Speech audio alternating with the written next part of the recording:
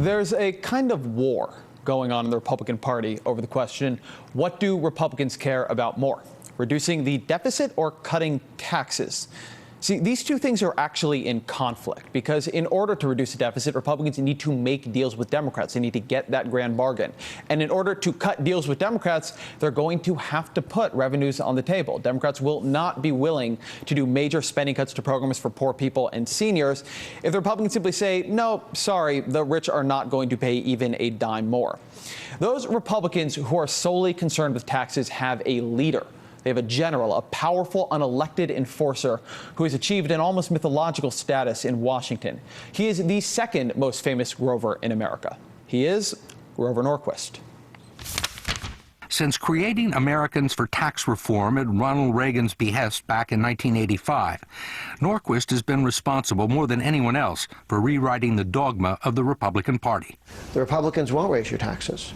We haven't had a Republican vote for an income tax increase since 1990. And this was your doing? I helped. Yeah. It began with a simple idea of getting Republicans all over the country to sign an oath called the Taxpayer Protection Pledge, promising their constituents that they would never, ever vote for anything that would make their taxes go up. Speaker Gingrich's tax pledge back in 1998. And once they signed the pledge, Grover Norquist never forgets. The more signatures he's collected, the more his influence has grown. I think to win a Republican primary, it is difficult to imagine somebody winning a primary without taking the pledge. That was CBS's Steve Kroft talking to Grover Norquist back in November. Since then, in Indiana, Republican incumbent Senator Dick Lugar faced a primary challenger. That primary challenger's name was Richard Murdoch. Now, Senator Lugar was one of the Republicans who had refused to sign Norquist's pledge, and so Norquist endorsed Murdoch. And last week, Murdoch defeated six-term Senator Dick Lugar in the Indiana Republican primary. Now, we don't know what Grover Norquist's impact on this race was. After all, he only endorsed a challenger a week before the primary.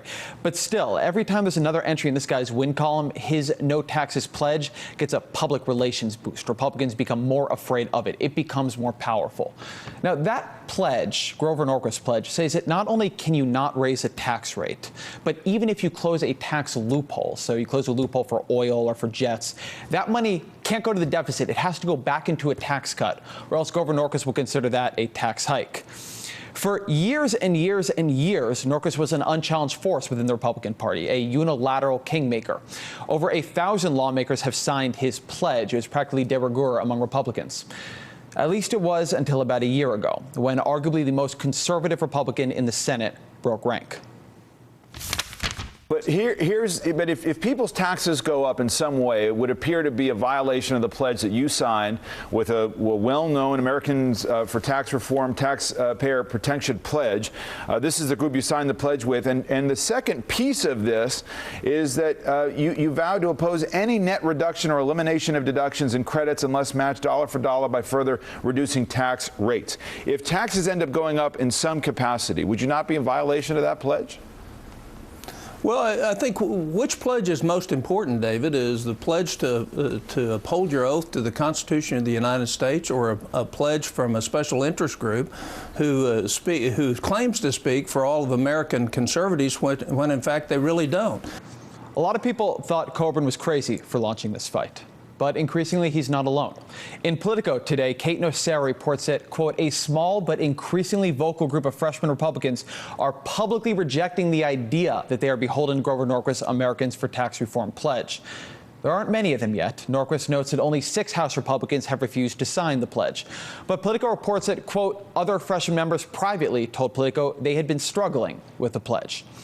It's always been understood that you don't want to be the only House Republican to break the pledge. But you can be one of many who jump to make a deal. If everybody is a heretic, then nobody is. And it seems that more and more Republicans might be mentally preparing themselves to make that jump down the road. Joining us now is Oklahoma Republican Senator Tom Coburn, a member of the Simpson-Bowles Fiscal Commission, of the Finance Committee, and author of The Debt Bomb, a bold plan to stop Washington from bankrupting America. Senator, thank you very much for being here. Good to be with you, Ezra. Now, you're a conservative guy. You've got conservative constituents in Oklahoma. What do they say about your attitude towards Norquist's pledge? It's a non-factor. Just some constructive criticism. I think it's totally overblown by the press. We agree that the government shouldn't grow. We want the lowest tax rates we can have. We don't want to raise taxes on anybody. But, you know, Pat Toomey put forward in the super committee, the Simpson Bowles had me and Senator Crapo and Senator Gregg on it. We voted for reforming the tax code, which would raise revenues. We had 33 senators vote to eliminate the ethanol blending tax credit. It's overblown. We want to fix the problems in the country, and we're willing to have increased revenues for the government. And our problem with the Grover tax pledge is he randomly picks what he decides is a tax increase.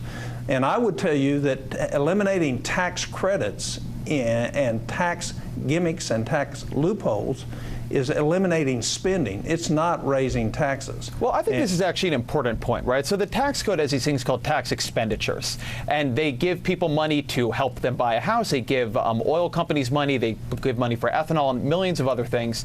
And they are in size in a given year. They're bigger than Medicare. They're huge. It's more than $1 trillion, according to the Tax Policy Center. Now, Alan Greenspan, who's a Republican in good standing, says he should be considered spending. And Donald Marone, who's a Republican and one of the heads of the Tax Policy Center, says they should be considered spending. So do you consider them spending? Are they just spending disguised as parts of the tax code? I do.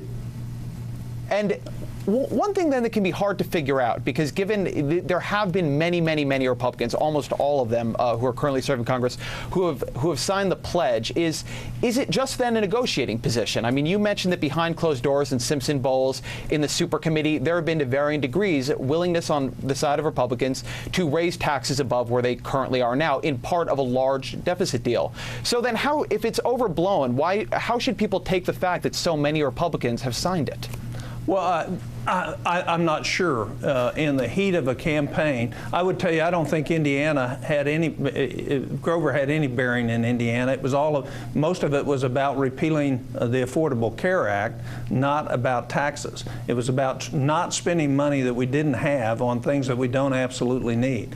And so what I would say is the reason we're stuck on center isn't Grover.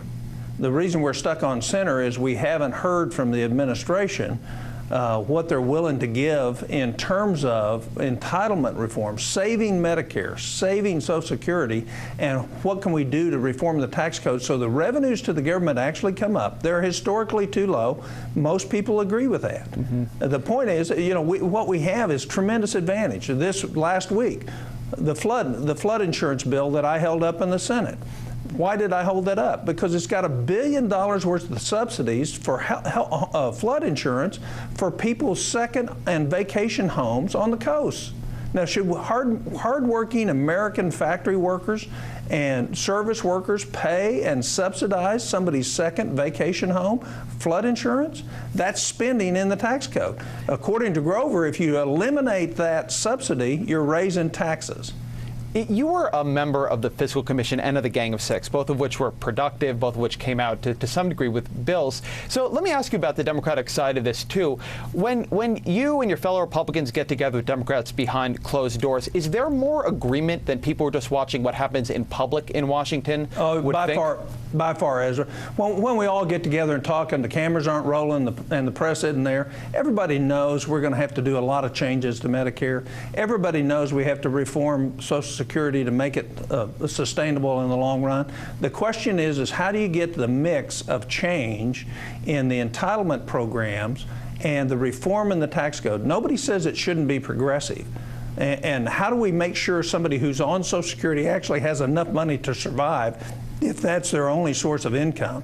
How do we do those things, and where's the grand bargain? And we're going to get there because the rest of the world isn't going to loan us the money. The question is why aren't we doing it now rather than piddling around with the politics of today?